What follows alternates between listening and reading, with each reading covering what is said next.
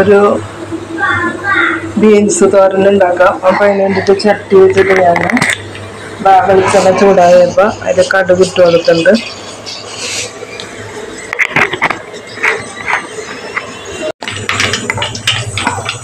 കടുക് പൊട്ടി വരുന്നുണ്ട്. അപ്പോൾ എനിക്ക് നമുക്ക് സവാള ഇട്ട് കൊടുക്കാം.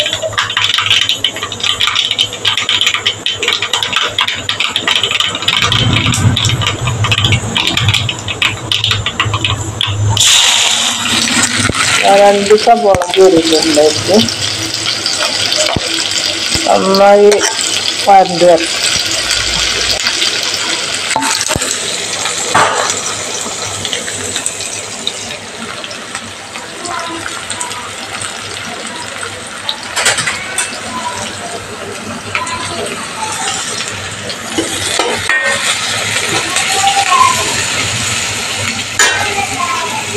അതിന് ആവശ്യത്തിന് കറിയിലേക്ക് ആവശ്യമുള്ള ഉപ്പിട്ട് കൊടുക്കണം നമുക്ക് ഇപ്പം തന്നെ. അപ്പോൾ സവാള പെട്ടെന്ന് വഴന്ന് കിട്ടും.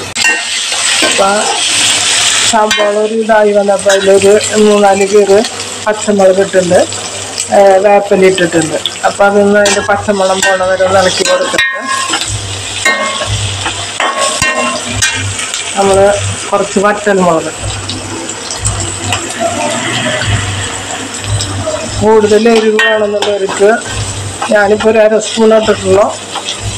ഇതിപ്പോൾ 1 കിലോളം ബീൻസ് ഉണ്ട്.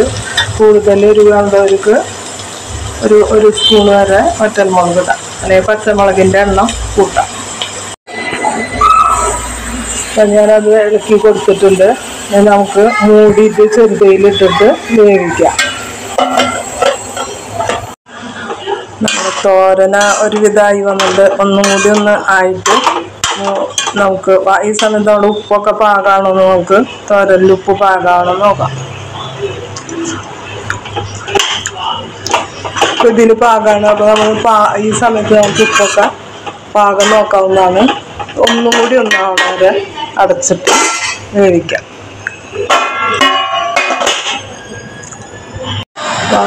ബീൻസ് കാരം ശരിയായി വന്നപ്പോൾ ഞാൻ അതിൽ കുറച്ച് നാളികേരം ഇട്ട് കൊടുത്തിട്ടുണ്ട്.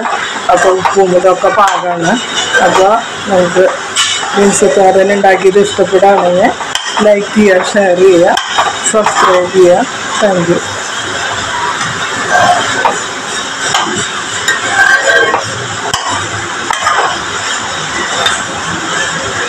വളരെ ടേസ്റ്റി ആയിട്ടുള്ളൊരു ഞാനുണ്ടായി നാളികേരമൊക്കെ ഇടുമ്പോൾ തേങ്ങ ഇടുമ്പോൾ ഇതിൽ ഒരു പ്രത്യേക ടേസ്റ്റാണ്.